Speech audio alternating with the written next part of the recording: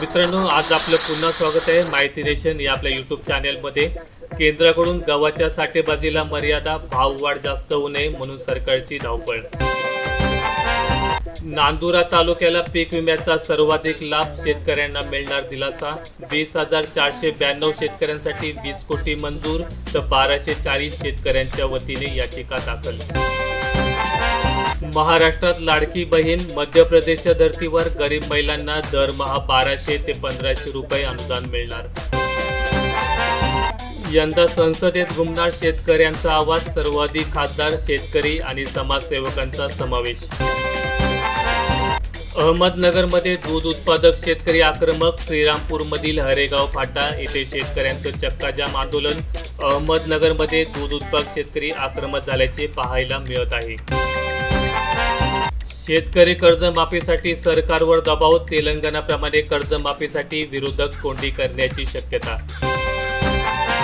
चुकीच्या नोंदीचे कारण देत शेतकरी ठरवले अपात्र, गेल्या वर्षात नोव्हेंबर-डिसेंबर महिन्यात आलेल्या पावसामुळे कपाशीचे बुलढाणा जिल्ह्यात मोठ्या प्रमाणात नुकसान झाले होते। कांद्याचे भाव वाढले पण कांदाच गायब, आडत दुकानावर कांदा 3000वर, भाववाढीचा फायदा शेतकऱ्यांऐवजी व्यापाऱ्यांनाच। सरसकट आले खरेदीचा निर्णय सर्वत्र लाभवा, स्वाभिमानी शेतकरी संघटनेची मागणी, अन्यथा रोषाला सामोरे जाण्याचा दिला इशारा। 25% अग्रिम रक्कम मिळाली नसल्याने पीक विम्याकडे पाठ, आंदोलनाची तयारी, भरपाईच मिळाली नसल्यामुळे शेतकऱ्यांमध्ये असंतोष। 6 महिने वाट पाहूनही सोयाबीनची दर कोंडीत, हळदीच्या दरात घसरण, शेतकऱ्यांना दरवाढीची प्रतीक्षा।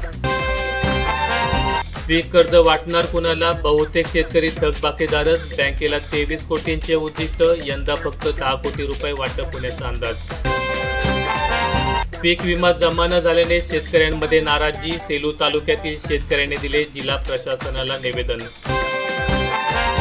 तुरीच्या दरात चढ उतार, मूग उडदाला मात्र झळाळी, शेतकऱ्यांकडे मालच नाही, कृषी उत्पन्न बाजार समितीमध्ये आवक नावालाच। तुती लागवड करा, 4 लाखांचे अनुदान मिळवा, 16 लाख अंडी पुंजांचे वाटप, यावर्षी 2000 शेतकरी करणार तुती लागवड। माहिती आवडल्यास व्हिडिओला लाईक करून चॅनल सबस्क्राईब करा। धन्यवाद।